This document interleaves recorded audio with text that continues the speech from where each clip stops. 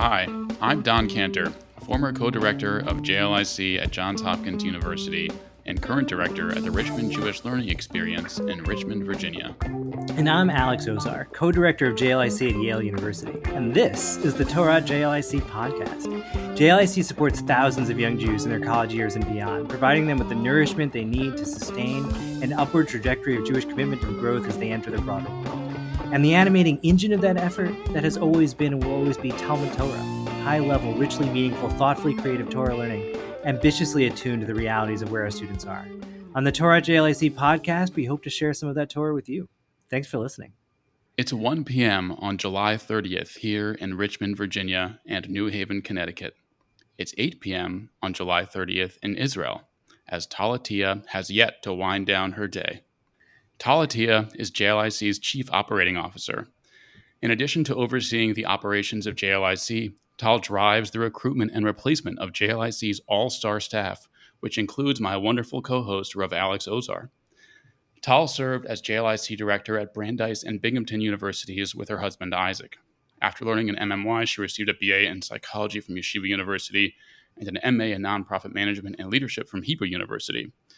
We welcome Tal as a first-time contributor to the Torah JLIC podcast to talk about exactly what goes into building such an all-star staff. Tal, welcome. Thank you. So great to be here. Welcome, Tal. I think just to start, Don gave us the rundown of your bio and your involvement with JLIC. Can you tell us the story from a first personal perspective, your JLIC journey? I'd be happy to. It actually starts from an interesting place. When I was in college and I think barely engaged to my husband, now husband Isaac, we were actually sitting at a Taxoy Shabbaton for the YU folks here. And we were seated at a table with the then vice president, Rabbi Dr. Josh Joseph. And at some point over our Shabbat conversation, Josh turned to Isaac and me and said, "Hey, you guys should consider being a JLIC couple. You'd be a great JLIC couple." And at the time, I was like, "Sign me up." And Isaac was like, "What's that?" And the rest is kind of history. From there, we moved to Israel. I did my master's. It's Joseph's fault. It's totally his fault. You send him a thank you note after. Okay. I do. I thank him about every other day for my job. I'm going to send him a thank you note, yeah. But sorry, continue. So from there, we moved to Israel. I did my master's in nonprofit management. Isaac went to smicha. He did his smicha in Grus. 3 amazing years in Yerushalayim of just learning and investing in ourselves and preparing ourselves for what was next. And while we were in Grus, we got the call. Gideon Black and I believe Rav Schrader and Rabbi Haber were all coming to Israel and doing their recruitment rounds. And so we joined the JLIC recruitment session. And I remember sitting there and thinking, this is really what I want. I want to be there. And I approached them afterwards and said, "Have you ever hired a couple where the woman's like really into it and the husband, is happy to do it too?" And they laughed and they said, "Yeah, we've had a few couples like that." And really the rest is history. It's an amazing story. Can you talk a little bit about the transition from being a JLIC director on the ground to your current role, what that's been like for you, what it's meant spiritually, and just what it looks like day to day?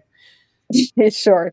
I will say it was a big shock to me to make that transition. I loved our campus work. And I really never imagined that I would ever find myself on the other side of the table. I had so much admiration for Rabbi Gideon Black. He recruited us not once, but twice. We really went through that process with him, and he guided us every step of the way and helped us make some pretty heavy decisions about which campus was the right fit for us and, how to be successful in the job. And I never imagined that I would sit there and try to fill his shoes. When I was approached to potentially take the position, I asked, "Are you sure?" Those were the first words out of my mouth when I was approached about the position. But I did some serious thinking and davening and talking to mentors and decided that it could be an interesting and exciting opportunity. And so I stepped into it. And I would say the biggest transition for me was actually that feeling of going from being needed and constantly in touch with students and running around and just being in the thick of things to an eerie silence at the beginning of this role where I felt like, I'm not needed as much, and it's not this sense of immediacy all the time. That has since changed. The tempo of my job has picked up a lot over the years. But at the beginning, that was quite the shock factor, just going from being on campus, being needed, being at the center of things, to being like behind a desk and sometimes feeling a little removed. And overall, I would say the transition ended up being a very positive one. I learned to really love the job and to build a network and to lean into the things that were meaningful to me. But that was quite the transition at the beginning. We're incredibly grateful for all the work you've been doing. Thank you. Really, thank you. JLIC is an amazing organization. We're not just saying it because we're on a podcast. I say it in private too. We're paying you to say that. Just well run. Like it's just a good. Everything about it is good. Yeah, and I will say, just to reflect on the thing you said, sometimes students will come to us with sometimes like heavy needs and things that require a lot of attention and energy, and sometimes they can be they're bashful in making big claims on our time and energy. And a lot of the time, I'm just like I'm so grateful because like I'm sitting here in my office and I want to be helpful, and I may not, today I don't know what people need. I don't know what to do, and you just told me what you need. It's actually like now I know what to do with my day. It's like really like thank you so much. Yes, it's so true. There's a totally different environment. It's a different environment to be needing to set your day proactively and to say, okay, this is what I need to accomplish to get my job done, versus kind of walking onto campus. And I know that people are proactive and make plans, but a lot of the work is saying, I'm going to be open to whatever gets thrown at me, and I'm going to be available to respond to anyone and everything that comes my way. And it's really flipping that model on its head and saying, okay, nobody's going to reach out to me if I'm not actively recruiting them, and I need to be the master of my time. It's a very, very different model.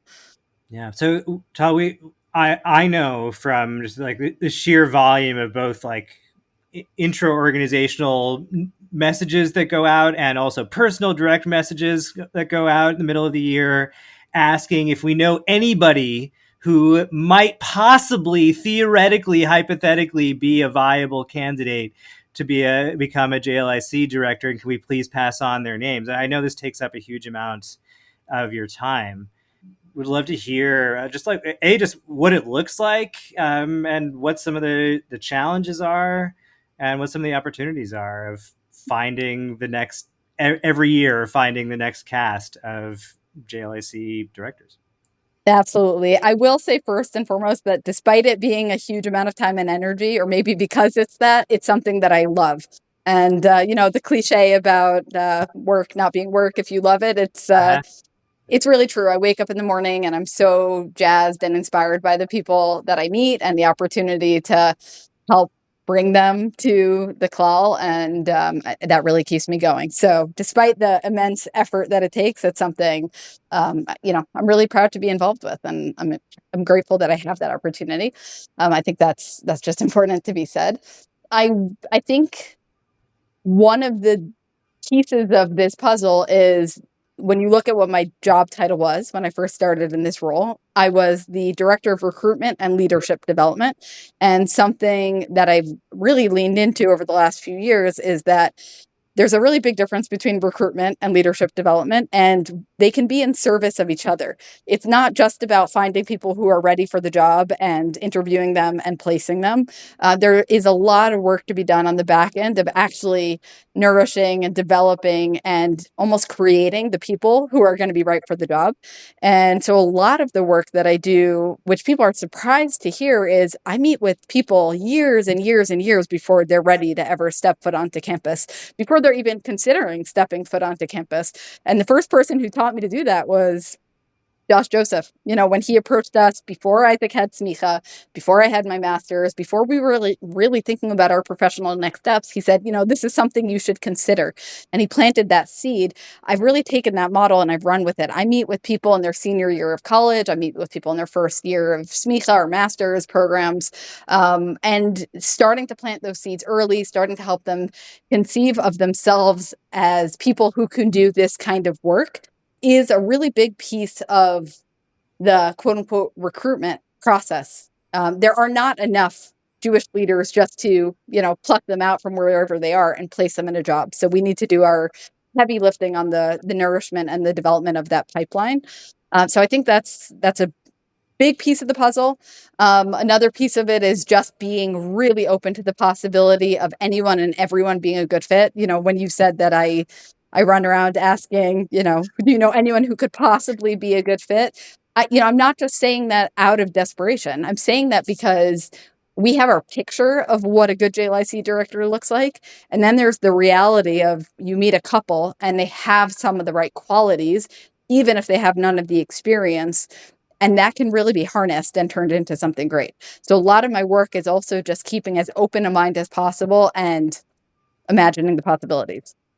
That is all amazing. I very similar story with Menachem Schrader, who's for our listeners, the founder of JLIC. We had met, and I met with my wife Lauren and and we talked. And at the time, it didn't make sense for us, Lauren's job and various things. And then I would run into Schrader like every year somewhere, and we'd have a short conversation, and he would put his hand on my shoulder and look me in the eye and say, "You'll let me know when you're ready." And eventually, sounds like Ruth Schrader. Yeah, but also I loved the idea of we think of our work rightly as we're educating our students. You're articulating, and what you've contributed so much to is we're also like forming a cadre of Jewish leaders. Yeah. Both for this work specifically, but who then will go on to do all kinds of other things with both the experience on campus and the ethos of JLIC. 100%. It's amazing thing. I mean, it feels that way being a part of a guild and a family that does this work. Awesome. So what goes into making a good JLIC director? Don, that is a good question. Somebody once told me that good questions are the ones that are that make you think, and great questions are the ones that you need to stall for before you answer. It is a good and a great question. I will say that JLIC directors, there are a lot of ways I could answer this question. Okay, I could answer it from the standpoint of what is the job description? What boxes do they need to check? What skills do they need to have? But I think that would be a little short-sighted, both because of what I said before, that a lot of the job experience and, the classic resume stuff that you would think a recruiter is looking for really is not what I look for. And also because I think there are people who have everything on paper who would not be, great JLIC directors, and the opposite. So I'd like to focus less on the actual job description or qualifications and more on, I think, certain qualities that really contribute to someone's success in the role, if that's okay. Yeah. Awesome. Okay. So the first one I would say is, this is going to sound cliche, but I think the idea of anava in leadership, that we really have these paradigms in Torah of leaders, the most obvious one being Moshe Rabbeinu, but it really doesn't stop there, who really embodied this idea of, let's call it servant leadership, understanding that the nature of our work as leaders and our campus directors' work is really not about being the big man on campus. If that is your picture of what it's going to be like to be a JLIC director, you are the wrong person for the job. I'm sure you two do not need me to tell you.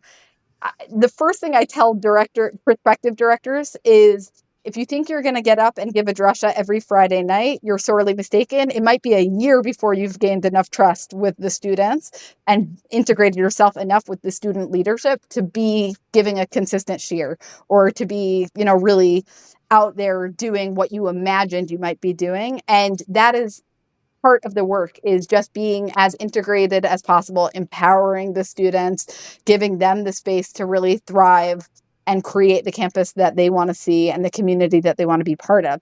If you're going to have a hard time with that, this is not the job for you.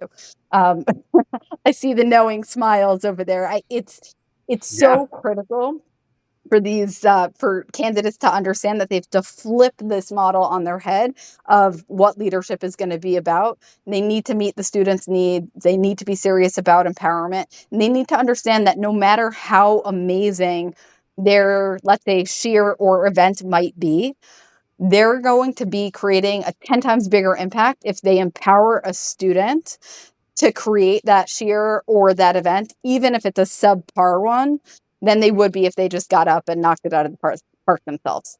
So I think that takes a tremendous amount of anava and willingness to, some would say, do tzimtzum, and to really create space for other people. Okay, so that's the first piece. I would say second. This is really helpful even for me now. I've been on the ground for 8 years. This is a great truth. I really appreciate it. I'm happy to do it anytime. I would say second qualification is the sophisticated approach to Judaism and to each individual student's Jewish needs. You could say that as Chanoch L'Na'ar Al Pi Darko, the idea that each student is really going to have their own picture of success in their Jewish journey. They're each going to need a different approach. Obviously, our couples have strong integrity and values and things that make them themselves, but they also need to be able to extend a certain amount of flexibility, open-mindedness, and, like I said, sophistication in how they're approaching their students. The cookie cutter model is not going to work for any students or for our couples to be successful with them. That is the second qualification. I would say the third one is a really serious amount of self-awareness. Really being able to do that cheshbon nefesh, understanding what you're good at, what you're not good at, what you enjoy, how you come across inadvertently, what makes you burn out, whether you're being, serious about prioritizing your family or whether you need a reality check on that sometimes. That self-awareness is going to be really critical in succeeding at this job. And again, that goes back to, why are you doing this job? Are you doing it to feed your own ego and be the big man on campus? Or are you doing this because you really believe that you're there to support other people and to really, uplift others? And a critical ingredient of that is knowing yourself and knowing what your limits are. How do you think it differs from more run-of-the-mill rabbinic or Torah educational position?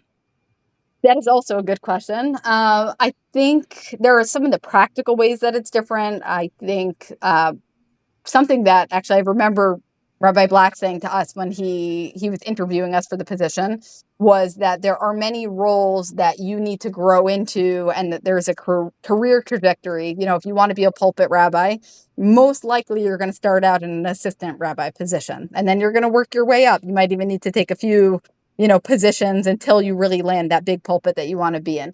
When it comes to campus, we throw you in, you're being thrown in the deep end. Next thing you know, you are the directors and the rabbinic leaders of a campus community. It could be as many as, 600 students who are looking to you for your leadership. And you have a very serious amount of responsibility resting on your shoulders. And you could be young, you could be at an early stage of your career. And that's a huge difference, just being able to kind of fast track your responsibility and what skills you need to learn and what kind of job you're doing. That's one piece. I would say another piece is what I said before about the empowerment, and that this is not about you and your charisma and your ego and your leadership. It's about your ability to empower others. I would actually hope that most leadership and Jewish education positions are like that, but I think what differentiates JLIC is that we're talking about that all the time. That is baked into our model. And it's something that we actively, I think, you guys will tell me, I think we actively encourage our staff to recognize that and to lead that way. I think a third point that should not go unmentioned is that for women, JLIC is a game changer. This is a position that is really squarely within the world of from Orthodox, comfortable space for us to really feel like we are in a position of leadership, making a significant impact, Jewish educators that we're doing that really hand in hand with, with our spouses, and that there are no questions about whether that position is equal and equally valued. And I don't think that should go unmentioned. Yeah, I think it's also important not just for the female JLIC directors, but also for the women who are on campus and benefiting from having a female role model like that. 100%. 100%. And it's a big selling point for a lot of the couples that I talk to. Some of them are considering different kinds of leadership opportunities, including the pulpit. And, when we talk about the fact that they would have serious responsibility and opportunity to lead and to impact and to model for their students what it looks like to be a woman in this field, it's meaningful to them, and it's meaningful to me to be able to be involved with that. Yeah, and instead of being a Rebbitzin and doing all the work without being paid or recognized appropriately, we actually it's a job with a title, and it's real. Yeah, it's real, and I think the fact that there's accountability, it's not like, well, I don't know, the shul kind of wants me to give shiurim, but I don't know if I want to, or I don't know if I have to, or maybe I just need to bake cookies. And there are lots of Rebbitzins who do incredible work and have an amazing impact on their communities, and the fact that they're willing to volunteer and able to do that on top of their jobs and their families is really not to be diminished. But I think the fact that this is a structure that allows women to do this as their full-time jobs, and there's no question about it. There's no wishy-washy, there's no gray zone. This is my job. It's something I do full-time. I know what's expected of me. I know where I can contribute. And my husband and I can really support each other in meaningful ways, because if something's not his strength, I can reasonably take that on and have that be an appropriate division of responsibilities, or vice versa, of course. I think that's a very meaningful setup, and I'm personally very grateful to Rav Schrader, who really had that vision in mind. Can you talk just a little bit about the range of campuses, and assuming there's various campuses or different kinds of cultures and different populations, different demographics, how that factors into there's both there's the development of the couples and the recruitment and the placement. If you have any reflections on that. It's really fun. It's fun to know that no two jobs are going to be the same. And part of that is what you said, that the campuses are just so different. The students have a different Masorah and a different culture, and the infrastructure is different. And that means that one person or one couple could be exceedingly qualified for one campus and would be abject failures at another campus. And I think that makes my work even more exciting, because it's not just about trying to get bodies in a room and filling positions. It's really about making the right shidduch between the couples and the campuses, and I think that adds a lot of unique, interesting conversations, and it gives me an excuse to just get to know people really well. I just get to ask some really awesome and personal questions and just try to kind of search their souls and figure out where we can best leverage their kohot. It's awesome. It's fun. Yeah, and always you seem to do an amazing job. Always, you find out who's going to be which campus. Oh, that makes sense. Yeah, that's an amazing fit. Right, totally. It definitely taught me a few things. One is that it's never in our control. My first year, I had come into the role, and Rabbi Black had told me, on average, we fill about 4 or 5 campuses a year. And it just so happens to be that the year I stepped into the role, there was a huge amount of turnover, a bunch of people who were moving back to Israel or leaving the job after, 15 years. And we also really have rapidly exploded in Israel, and we've created a lot of opportunities here. So I took the job thinking, I'll only have to recruit 4 couples. My first year, I placed 11 couples. Which was crazy. And I remember at some point I was panicking, as one would in that position. And Rabbi Haber took me aside and said, Tal, it's all siyata d'shmaya.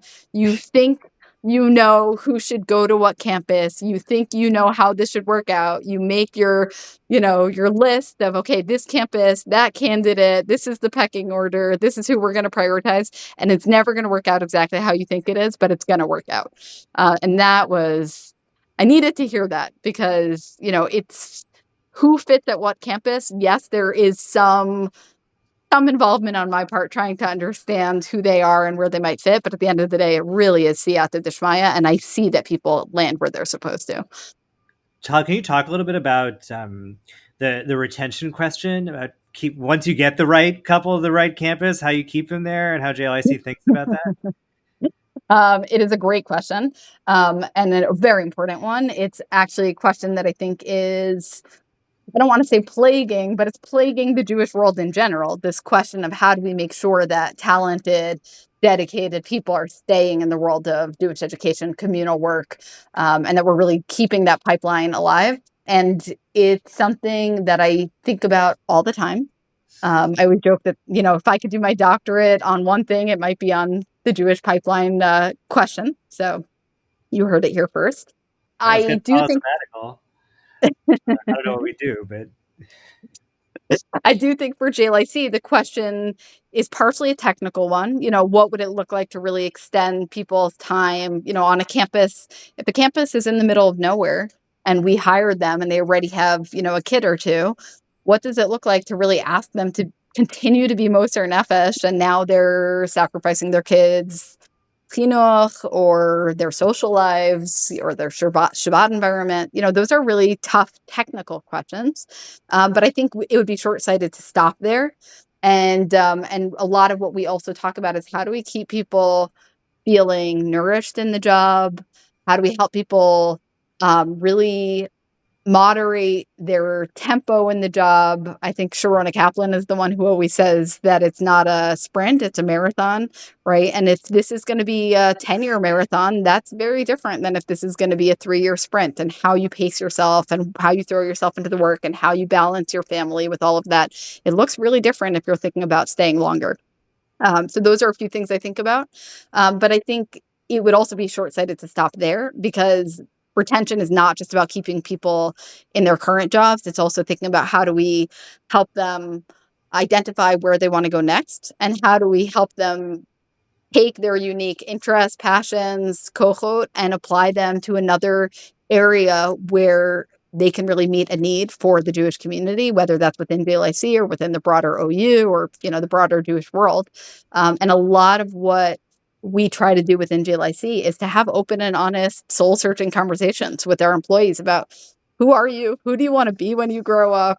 What are the parts of this job that you love and you could see yourself channeling into another job in the future, whether that's in the States, whether that's in Israel, whether that's, again, in the OU, in JLIC, somewhere else in the Jewish world, but really helping people see that what they're gaining within JLIC is transferable, and that it would be of great value to the Jewish world for them to seriously consider doing that, transferring those skills and those passions somewhere else.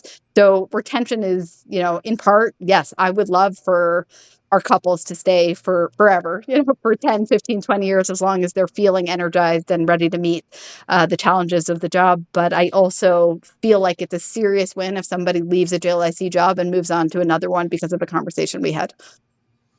Yeah, this is one of those aspects of JLIC that just illustrates how just genuine and pure of an organization it is that as difficult a problem is as retention that JLIC has, and how much I'm sure you worry about it all the time, you're also completely invested. And I've been on the receiving end of making sure that people know what they're going to do, and know and that they're willing to grow, and they make the directors really feel that and they say it explicitly that we want you to stay, but even if you don't stay, we're just so happy if you've just gained from JLIC in order to do something good elsewhere. Yeah, it's just a really wonderful, warm thing.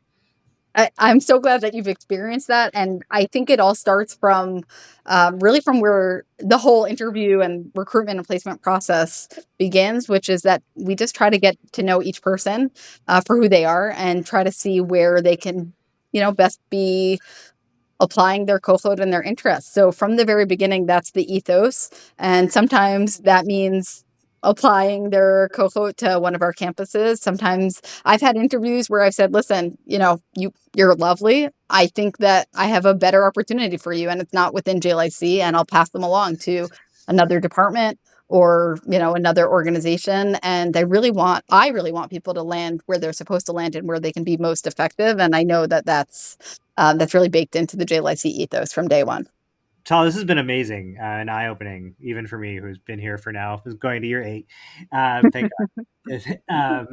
8 going on 20, right? Yeah. So you mentioned a number of different ideas, really important, vital ideas throughout the conversation. I'm curious if there's any piece of Torah or set of ideas that you draw on regularly for sustenance and reinforcement in doing this work. When you're having a hard day or feeling confused and lost, where do you go? Or I need a little push, and it needs to come from our sacred texts. I never have hard days. This job is the best one in the world. Amazing. It's a really good question. I would say one of the core tenets that really keeps me anchored is the idea of achrayut, and specifically that achrayut is really a pathway to godliness, which is something that Rabbi Sachs talked a lot about and wrote a lot about. That we really, as a Jewish people and as Jewish individuals, one of the things that the core driver of so much of what we do, so many of our mitzvot, so much of how we interact as a community and as Jewish professionals is this idea of achrayut for each other, for ourselves, for what we're bringing to the world, to the Jewish community. At the end of the day, I could bring a lot of different texts, but I think that core value is a serious driver of mine. And I'm actually very grateful to my parents. I think that they instilled that value in me in not so many words, but I really gained a serious sense of responsibility from them. And I continue to use that as a driver in my work. And I see that it's also a huge contributor to what makes other people successful in their work. If they come in feeling a sense of responsibility for how they conduct themselves, for how they empower others, for how they contribute to the Jewish world, they are already halfway there in terms of, being able to be successful in JLIC. So I think that's probably the most important piece of Torah, as simple and pure as it is. That's where simple I would and pure start. Is the way to go. That's really powerful, and just an amazing framing of the extraordinary work you're doing and we're doing with JLIC. Thank you so much, Tal. My pleasure, really my pleasure, and I love this podcast. So I'm totally honored and a little overwhelmed by the opportunity to be here, but I appreciate it and I look forward to hearing it. Well, the joke's on you because we'll have you back. Have a great day for now, and get to bed. It's been fun. Have a good one. Bye.